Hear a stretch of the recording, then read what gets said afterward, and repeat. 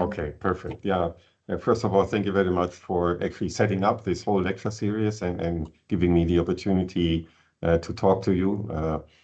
What I plan to do is give you a bit of an overview over the recent stuff we were doing in terms of sensing. It will be exclusively diamond sensing, and once in a while I will also come to material aspects of sensing technology, which I understand is also interesting for a couple of people here in the audience.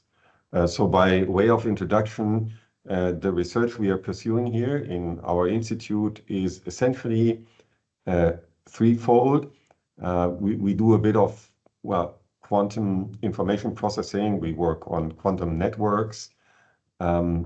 We apply quantum sensing mostly these days for looking into solid state materials and actually looking into the physics of electronic correlations, for example.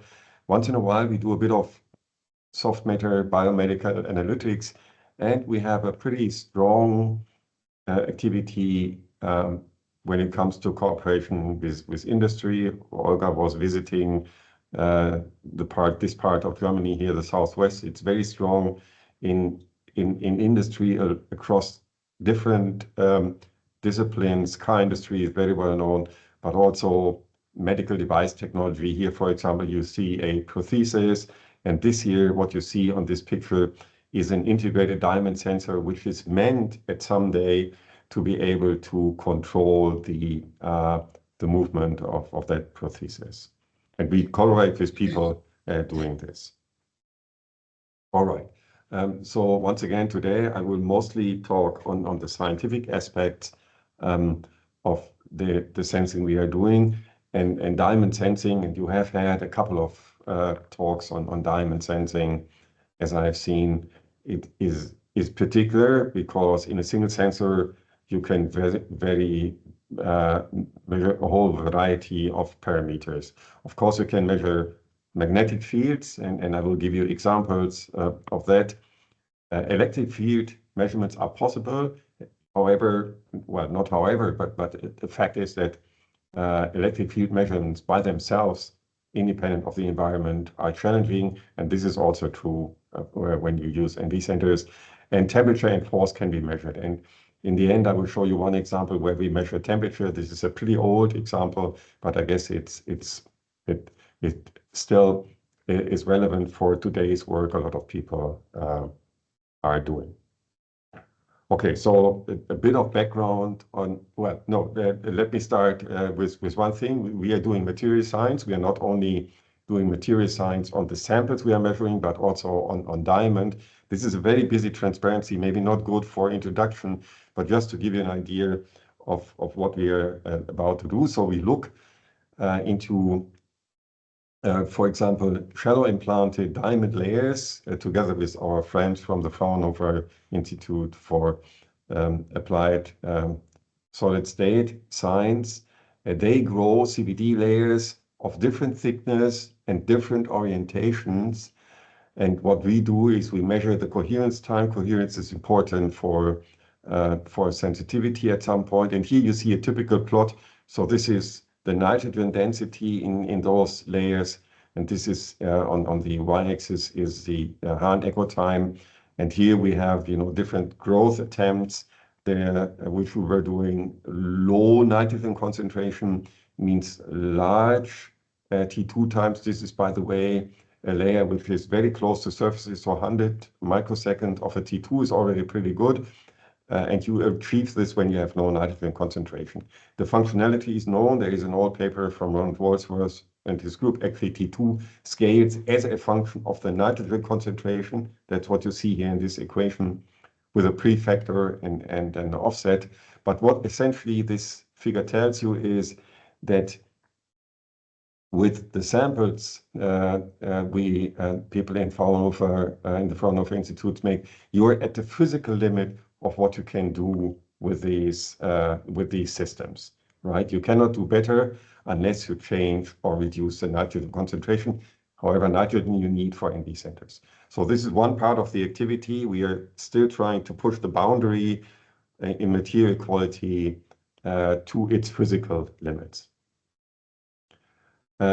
These samples we then use for quantum sensing, and I must admit that most of the work I'm going to show to you today is of a type similar to this one. So people fabricate from the samples we are doing and others are doing these kind of diamond scanning probe tips. So everything which is brownish here is actually diamond.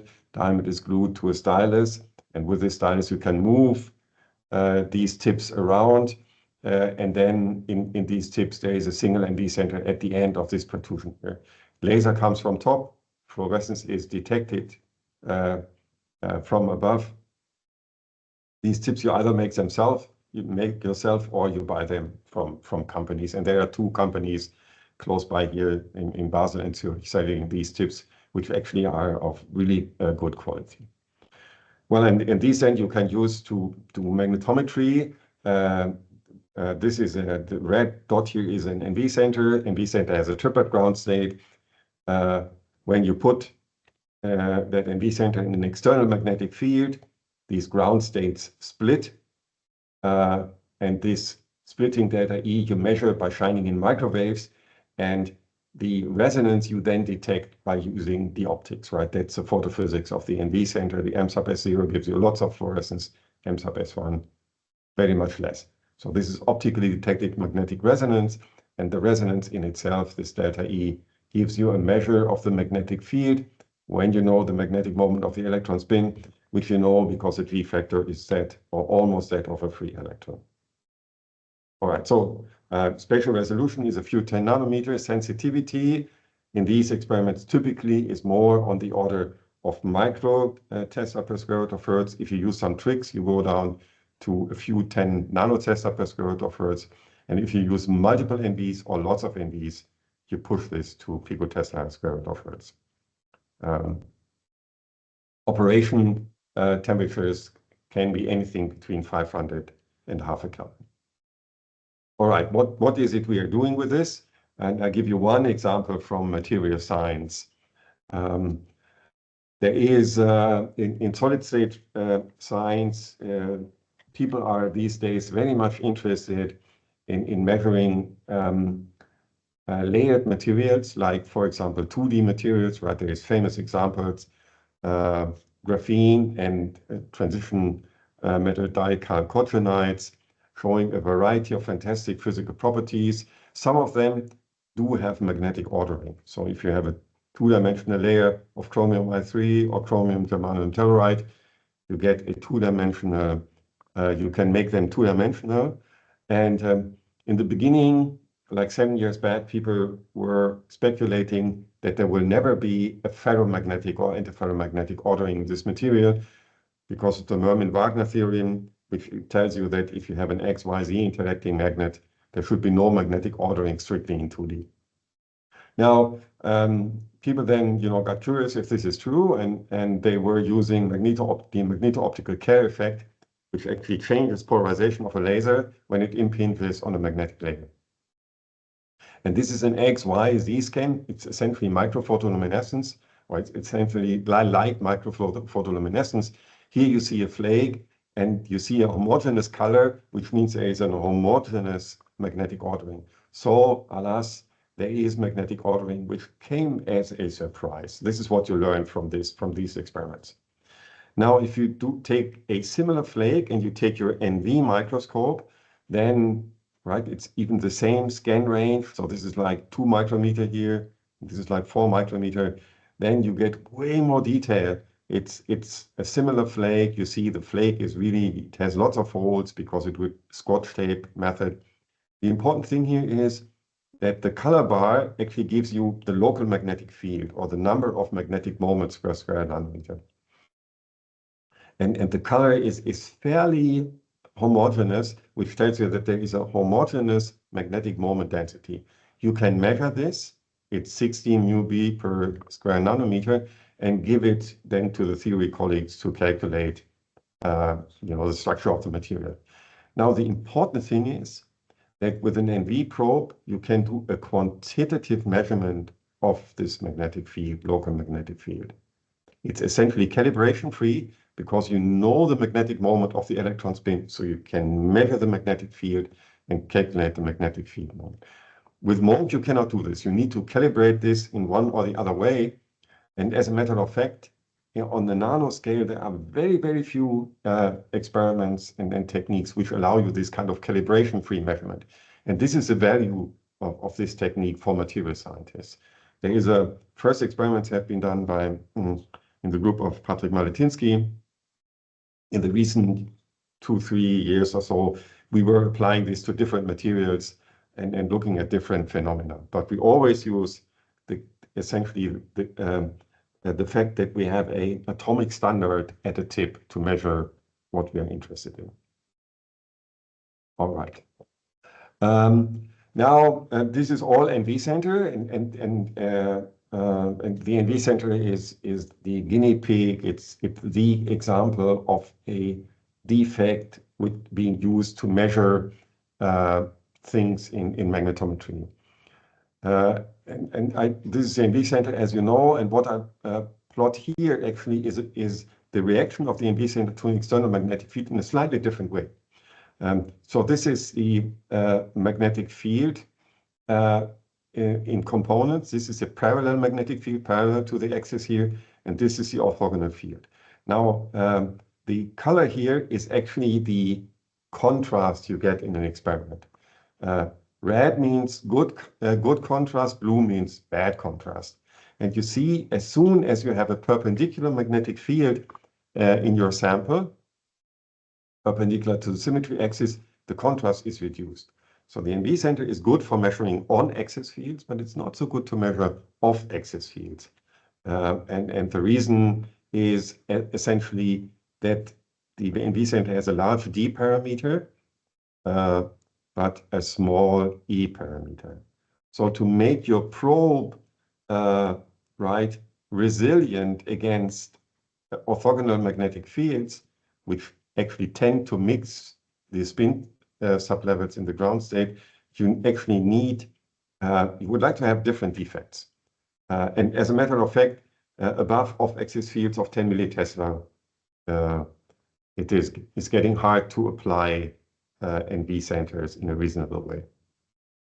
Okay, so you want to have large D and E, and that actually means you want to go to different defects. And this is a work we started a long time ago, and now gradually are pushing towards being useful in sensing. There are these TR12 centers which show good room temperature ODMR. So here you see the ODMR as a function of frequency. Frequency range is a bit different than the NV center. NV would be at 2.8 or so, and this is at 2.6, the resonance frequency.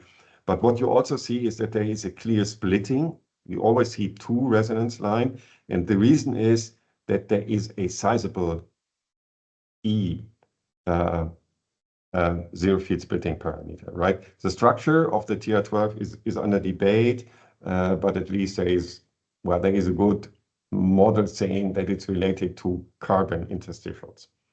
The ODMR, this is a room temperature spectrum, the effect is positive, and it's quite large. You see it goes up to close to 30%. The TR12 is a metastable triplet state system. It's not a ground state triplet system. So what we have here is actually what we are looking for. You have an E of 900 megahertz, whereas for an NV center, E is 0 or very small, depends on the strain. Okay, what can you do with it? I'll show you one example. There are magnetic compounds actually which have a pretty large local magnetic field. And what you are seeing here is a Heusler compound. We don't care about the structure and the chemical composition. But for the magnetic field, and specifically the off-axis magnetic field of that compound, is so large that when you come closer with an NV tip than 200 nanometer, you see essentially nothing. All the contrast is gone. So you need to stay away 250 nanometer or so, and then you make images like this. And these blobs you see here is the structure you are interested in. Now you do the same thing with the TR12. And here you can go much closer, like a few 10 nanometer, and you see the structure is getting very clear. And the reason is that the TR12 is immune against off-axis fields, and lo and behold, you can measure that stuff here. There is lots of challenges with the system. TR12 is very difficult to make, yield is very low, so making any kind of usable tips is really is a lot of work. Okay, so in most cases, actually, we use the NV center, and I show you one example. The NV is just very sensitive because it has long T1, T2, even under ambient condition. And almost 10 years back, we were using this, for example, to measure single electron spins on a protein, right? And for example, you can synthesize a radical on a protein, and then you can use the NV to measure actually these proteins. So that's an AFM image of proteins on a surface. And you can use then the NV in a tip or on a surface to measure actually the electron spin resonance spectrum of a single of this radical. And if you do this, you see these funny spectra, and they show this particular shape because you apply an external magnetic field, and this radical moves in that external magnetic field, and it moves in that external magnetic field because this part of the protein, this is an ambient condition experiment, also moves. And from the shape, you can actually calculate the angle over which this side chain moved across the experimental time, which, by the way, here is an hour and longer, so it has a lot of time to wiggle. So that's one way how you, in a fairly easy experiment, get access actually to bio-relevant information. A much better way, however, is to use NMR, right? So electron spins, you always need to synthetically add to a protein spin, at least to most protein spins. But NMR is fantastic because there is lots of actually spins intrinsic in every protein, carbons, nitrogens, and of course protons. And NMR is beautiful because it's quantitative and label-free, and a lot of protein structures come from NMR. And what you need to do is you need to record spectra like this. So this is an NMR of a typical spectrum, lots of resonance lines. And this is why already also years back, we were starting to actually trying to measure the weak signals of nuclear spins with NV center. And well, essentially it is very similar to what you have seen before. You use the NV to measure a local magnetic field. In this case, the local magnetic field, however, is not a DC but an AC field. It is periodically modulated because the nuclear spins, when you apply an external magnetic field, start to precess. So you have an AC field, and you can use the NV center with certain tricks by applying commensurate series of pi pulses on the electron spin to measure these NMR signals. So that's very similar, taking an old analog radio receiver and tuning the dial here. And when you tune the dial, you actually, in our language, would mean that you change the separation between the pi pulses.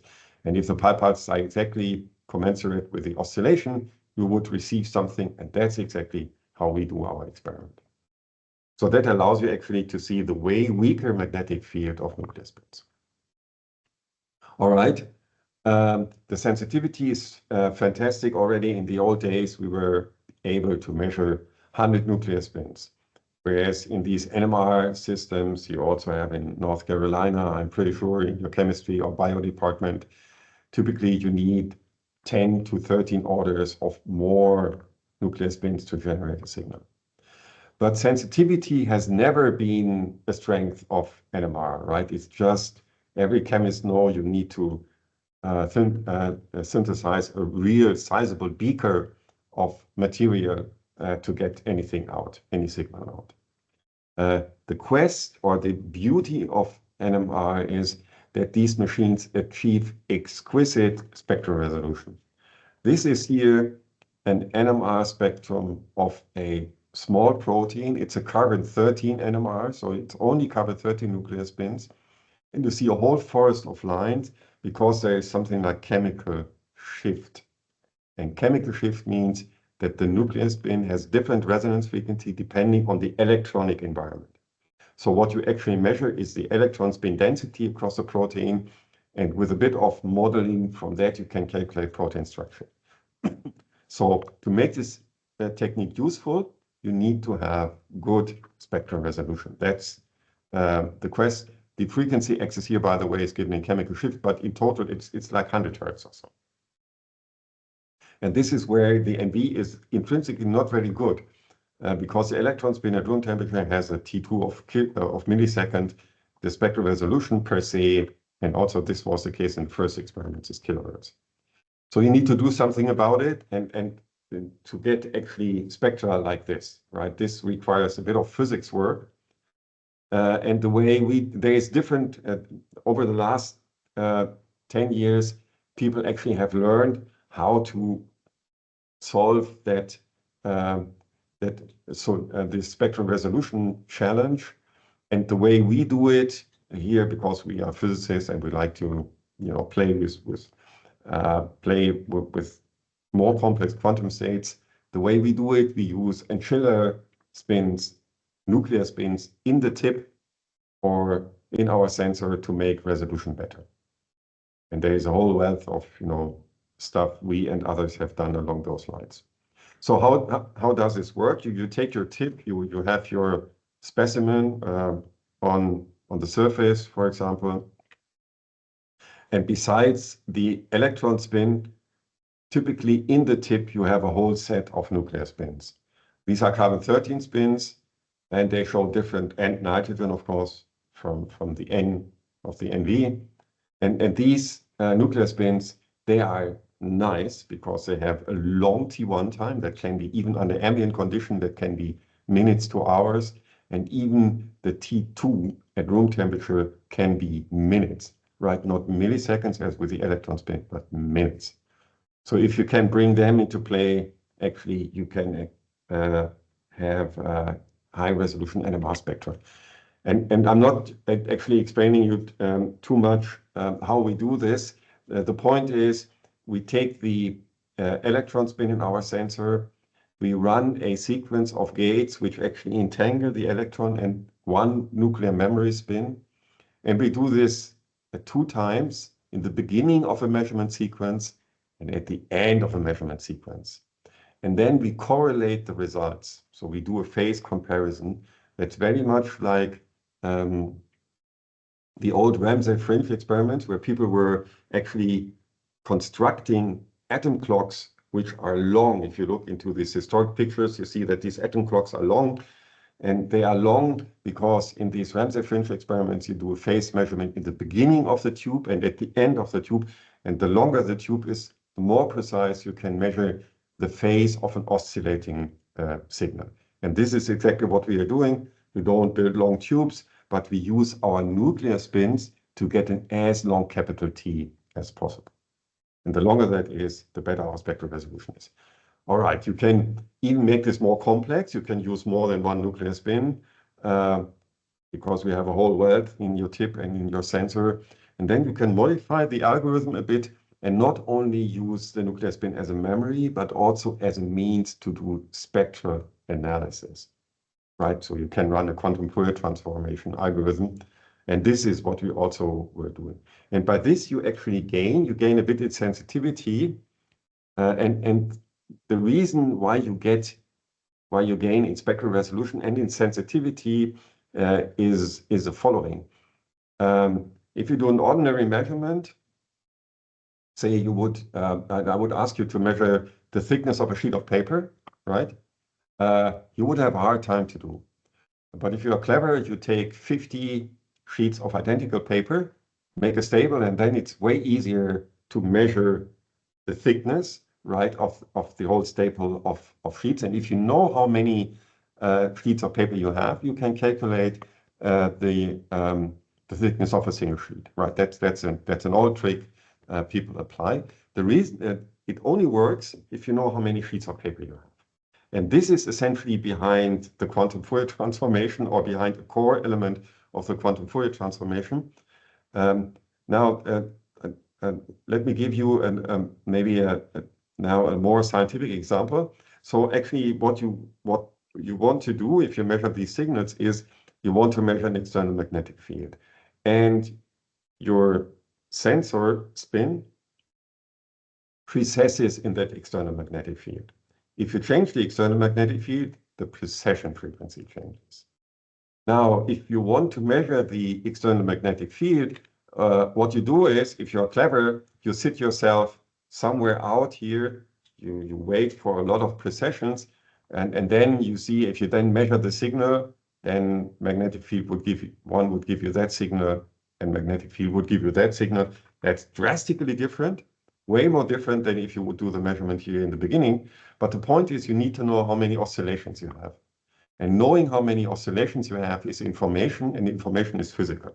So what the quantum Fourier transformation does, it actually positions measurement points along this oscillating trace in an optimum way, so that with the least resources, you get a maximum of information on the number of oscillations.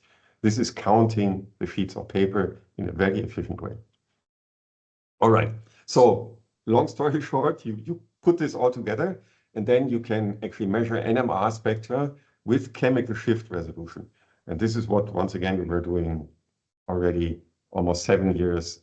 Yeah, it's 7 years back, actually. So we were using a single MV center to measure this compound. It's a fluorinated compound, and the fluorine has 2 different chemical environments, giving 2 different NMR resonance lines.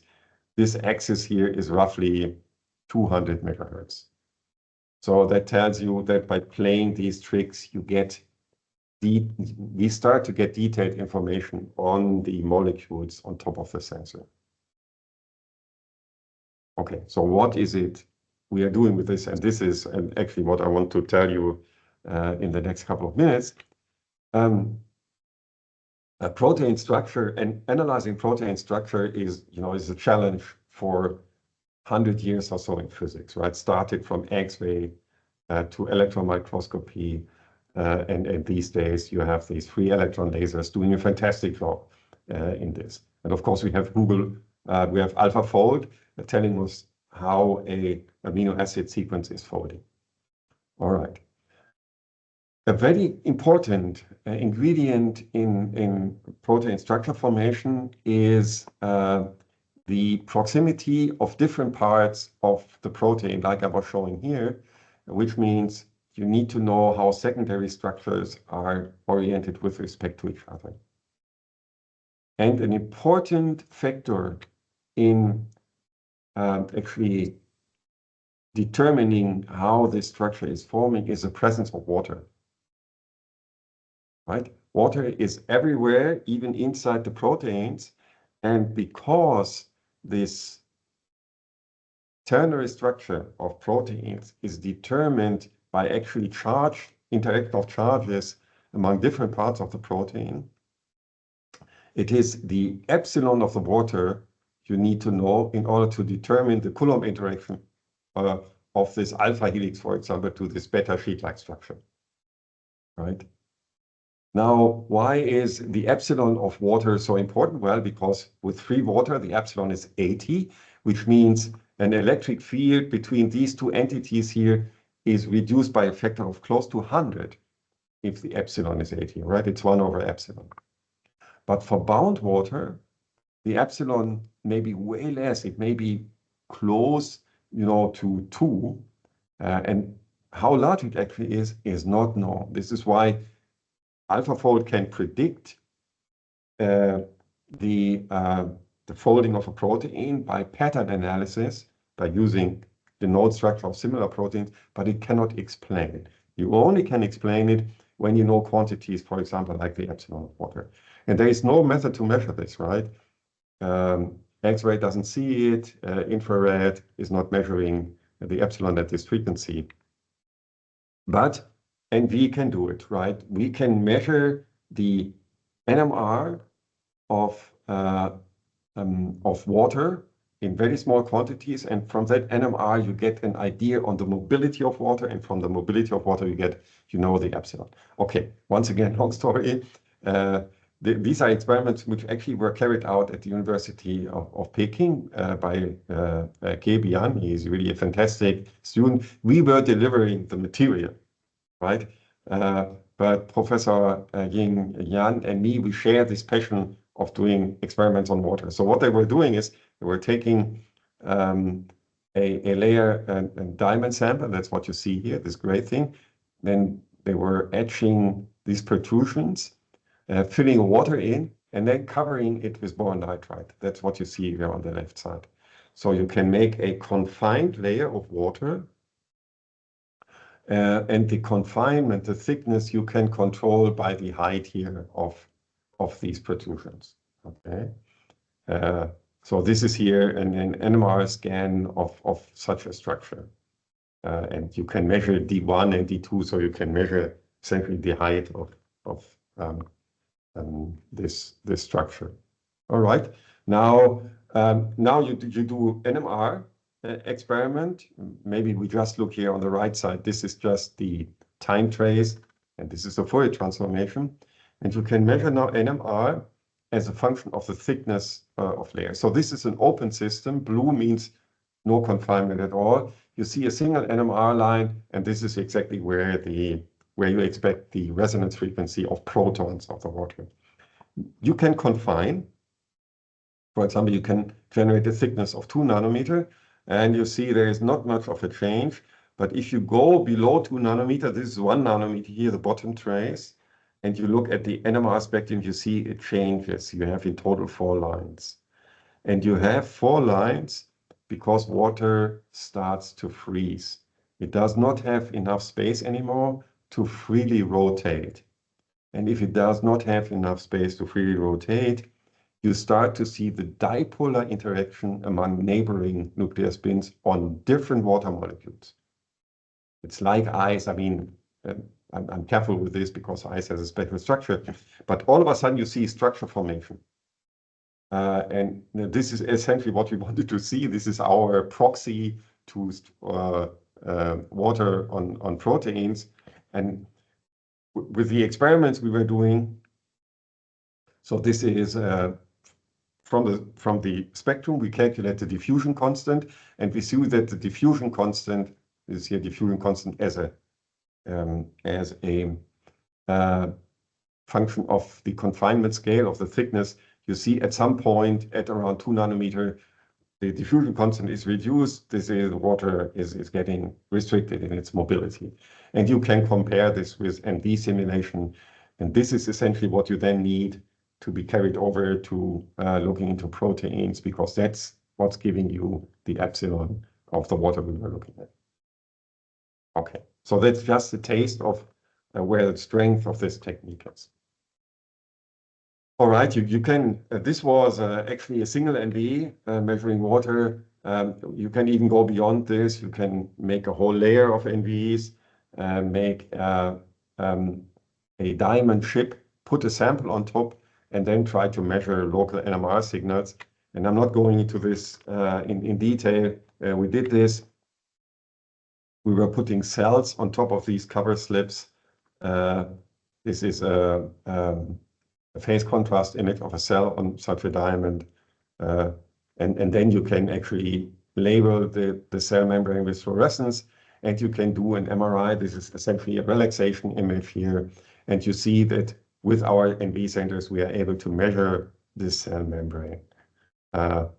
It looks like the fluorescence, which is good, but it doesn't require any labeling. That's a good thing. And of course, well, this is an MRI image of a human body. This is actually a crosscut of a body across the belly.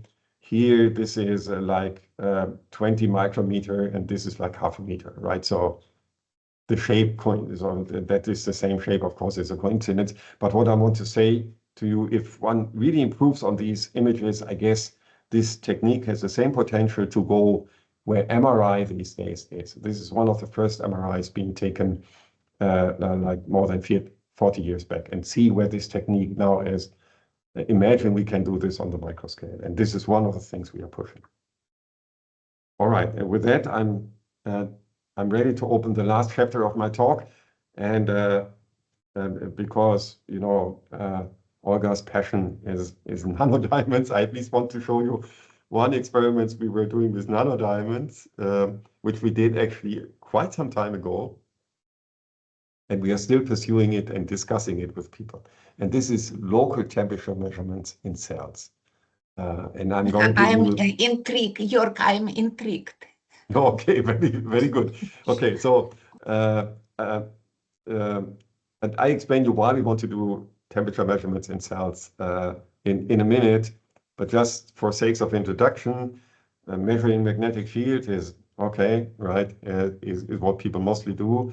Temperature measurements are also can be nicely performed with NV center, and the reason is that if you look at the spin level structure, and this is done now in zero without an external magnetic field, then you see a single resonance line, which is determined by the size of the ground state fine structure splitting D.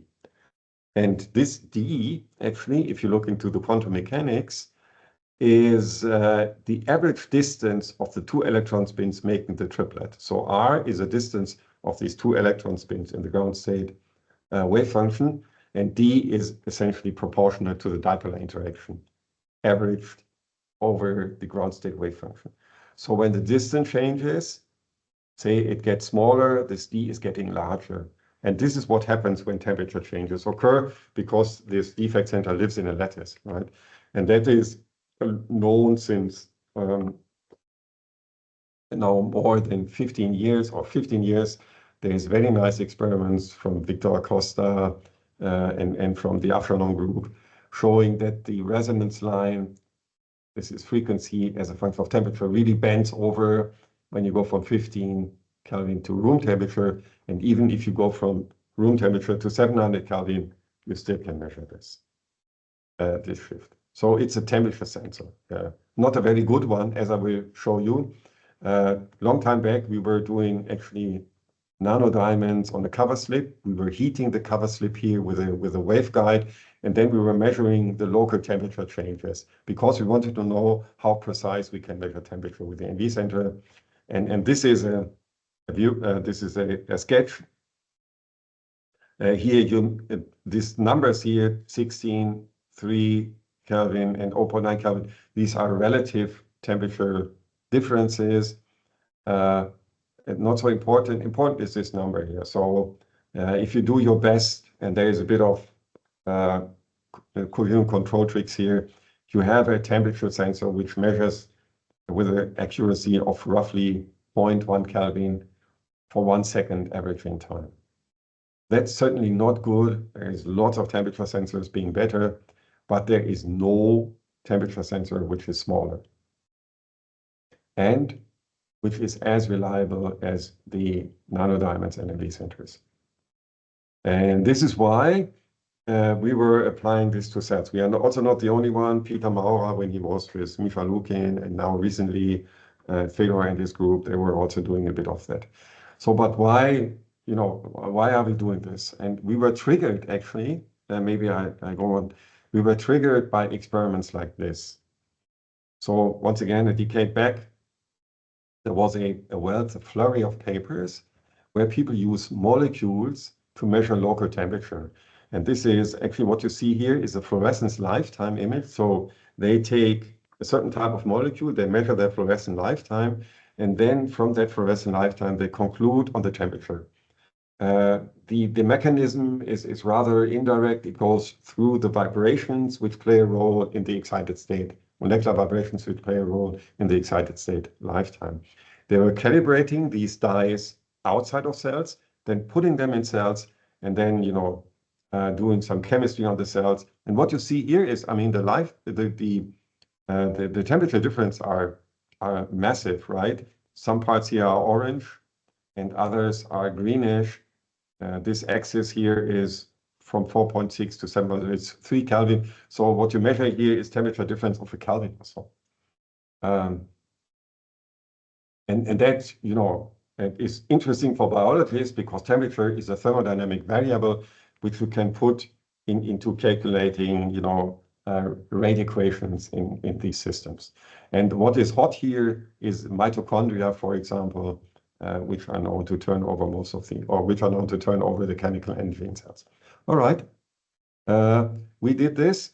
Once again, that's old measurement. So we were taking a cell. This is the cell membrane. Everything you see here in green are mitochondria. They are dyes which actually attach to mitochondria. We were putting diamonds in, and the red color here is actually the luminescence of NVs in nanodiamonds. You make an overlay of the two images, and you see when you put diamonds into cells, some of them end in the cytosol, so where there is no mitochondria, but some of them are actually co-localized with mitochondria. Okay.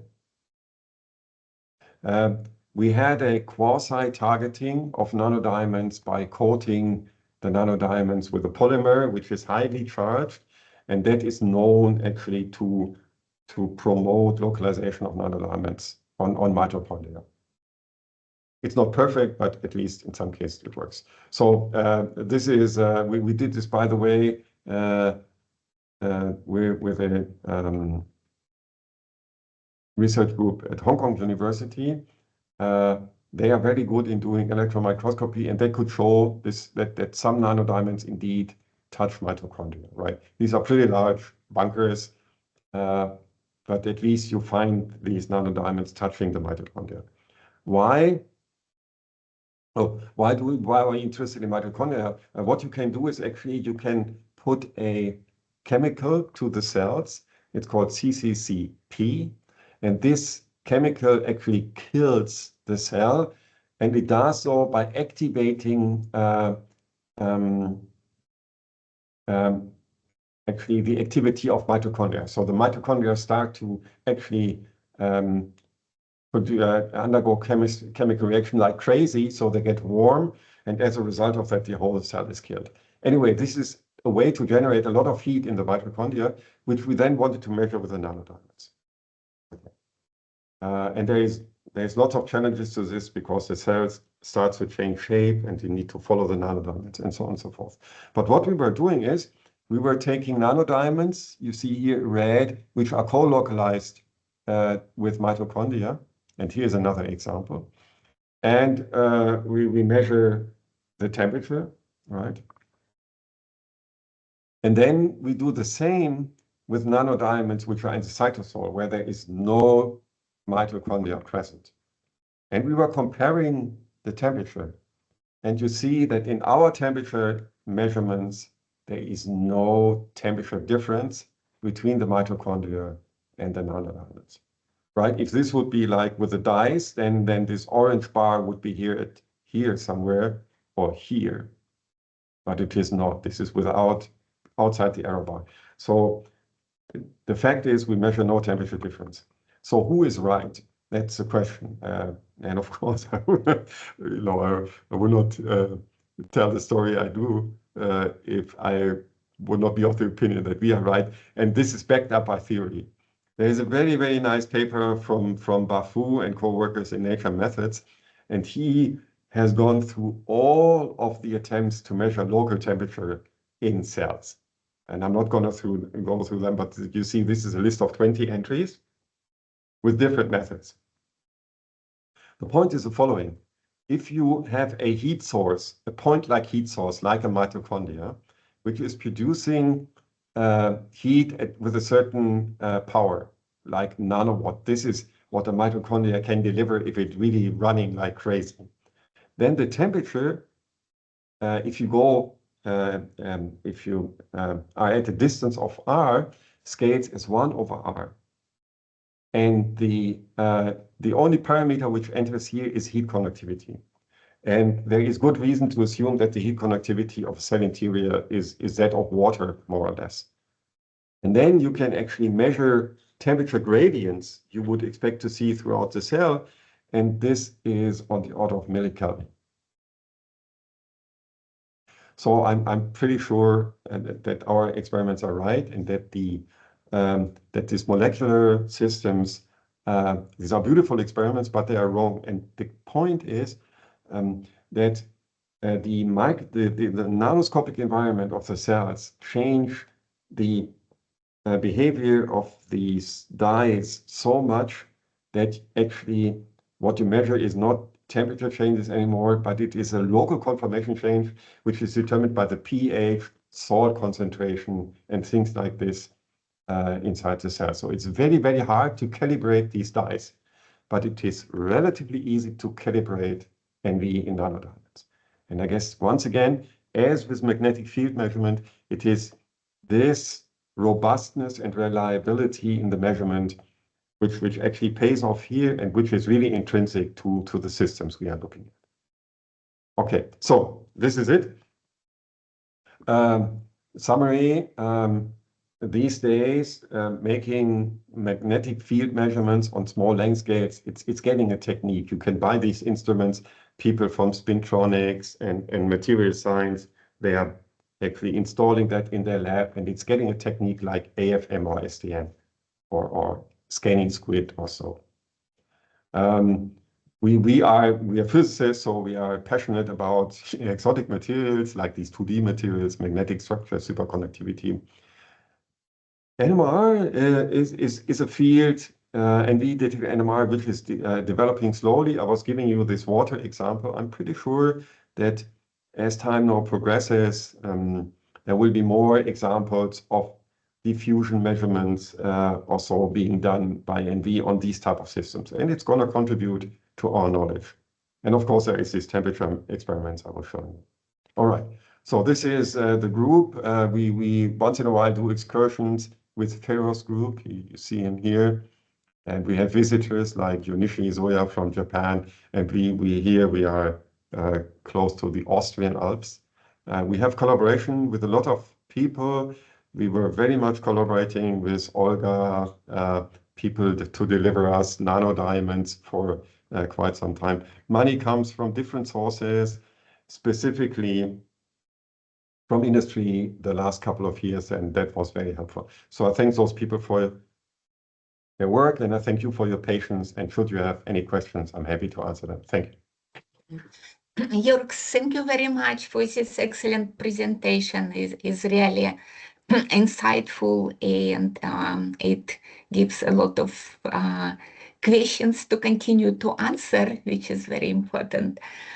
So I propose that please raise your hands, and then when I coordinate the questions, unmute yourself, or when I invite, and ask your questions. And while people are preparing for questions, maybe I can ask my question. So Jörg, you showed measurement of electron spin. It was related to nitroxide.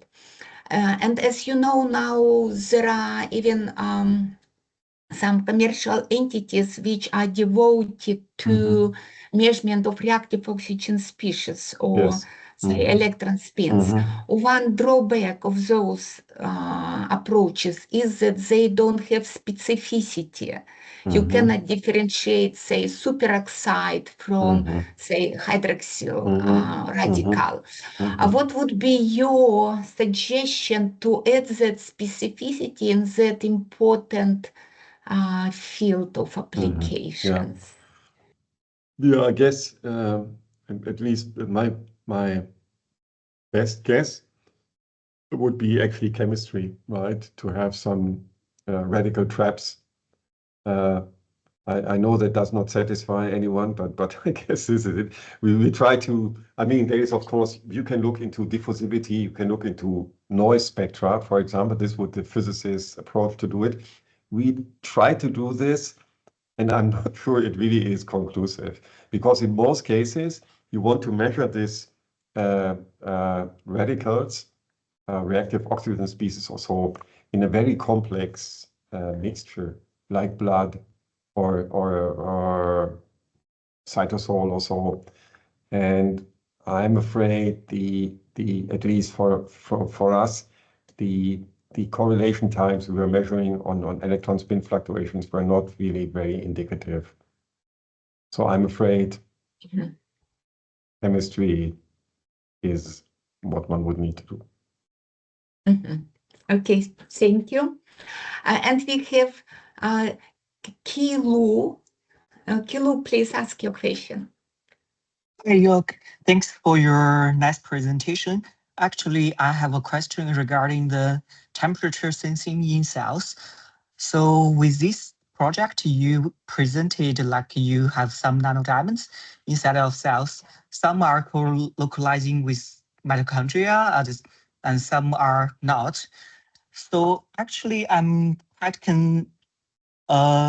curious about like how did you do the experiment like in our setup? By the way, I'm doing research on nanodiamond in Tanya's group in mice. So in our setup, we cannot have this kind of like a confocal microscope.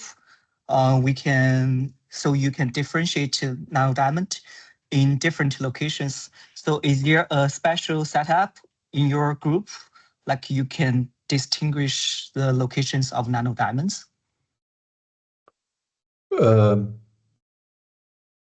So let me try to understand. You say you have no confocal, or you do not have enough spatial resolution to do the localization? No, it's not this one. We do have a confocal setup.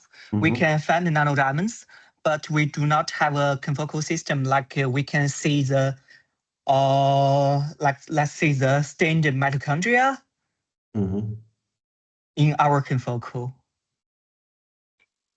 Yeah, I guess to see, I mean, so once again, I'm not sure what you're asking, but obviously you need to have these two detection channels, right? You need to have a way to differentiate the localization by looking at different emission wavelengths. I mean, the point is, I'm not an expert, but I guess there is a whole wealth of different stains. And we were using, I guess it's called Mito Tracker, and that was sufficiently separated in absorption and emission from the NV that one could selectively, well, do the images as you have seen. Right? So that means on your like sensing setup, you can get the pictures you showed, and at the meantime you do the measurement. Yeah, absolutely. So we can we do this localization, co-localization imaging, right?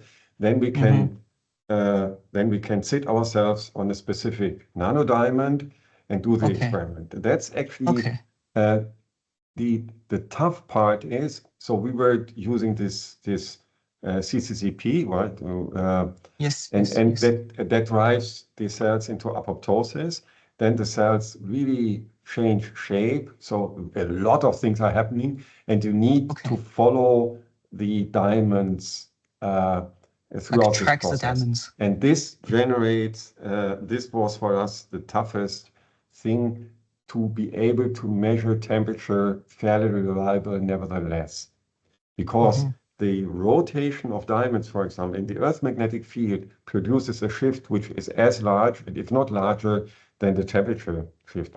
So you need to compensate for this and all these kind of things. This is why our precision, you were seeing the error bar is half a Kelvin or so, and not 100 milli or better. Okay, I got one more question is, when you do measurement, normally when you do measurement in cells, the nanodiamonds tends to aggregate, and in the confocal, actually, we cannot distinguish like the aggregated ones or like the single ones. How did you, what's your comment on this? Yeah, there is that's a challenge. Absolutely true. So the point is, and so we do this in a First of all, our nanodiamonds are pretty big, as you have seen, right? They are like 100 nanometer. They contain lots of NVs. And we do our experiments in zero magnetic field, which means the line width is determined by the inhomogeneous broadening. And it's actually, you don't know if it comes from multiple nanodiamonds or from a single one. It just annoys you because you have a broad spectrum. Then you can do echo type of experiments also. So my comment is we don't, it's not that we don't care, but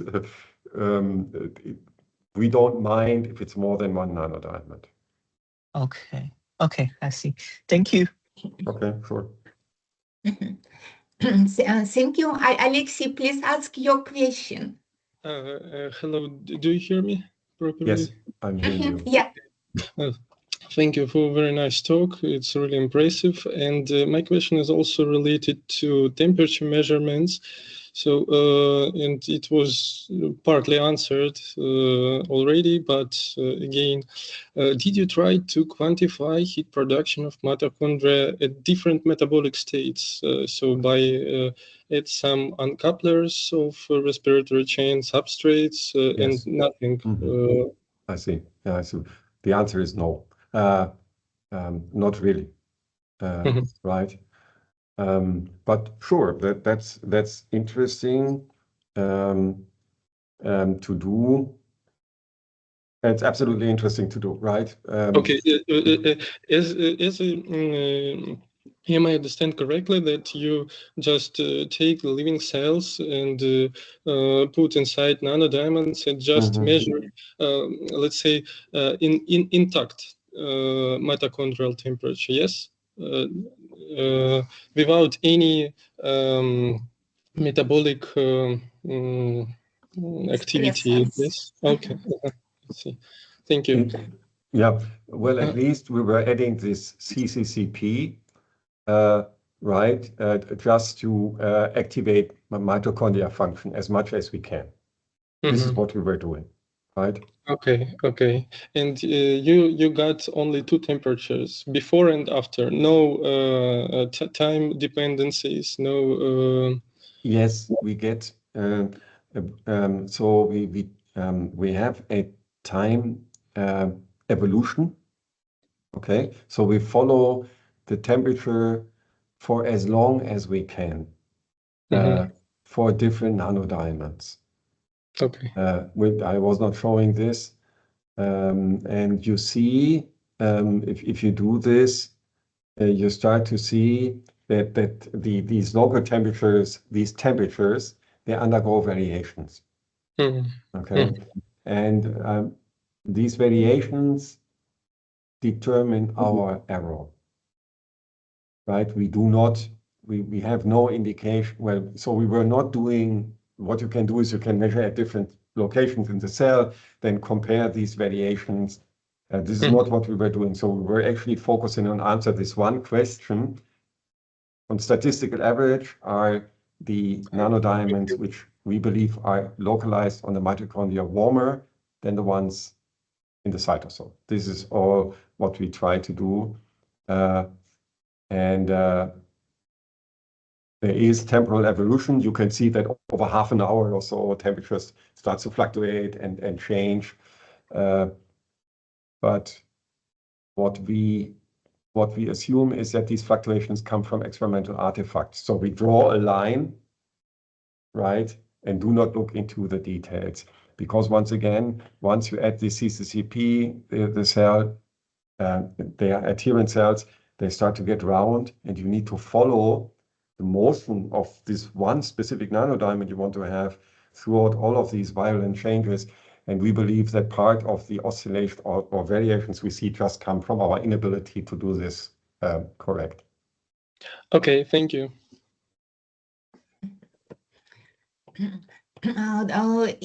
Please don't be shy. If you have a question, please ask. If not, then I would like to thank Jörg again for his very insightful presentation. And I will hope to host you in live next summer in North Carolina. Okay. Okay. So once again, thank you very much. Have a good day, right? And see you anytime soon in person. Okay, All right. great. Have a good one. Bye now. Bye. Bye.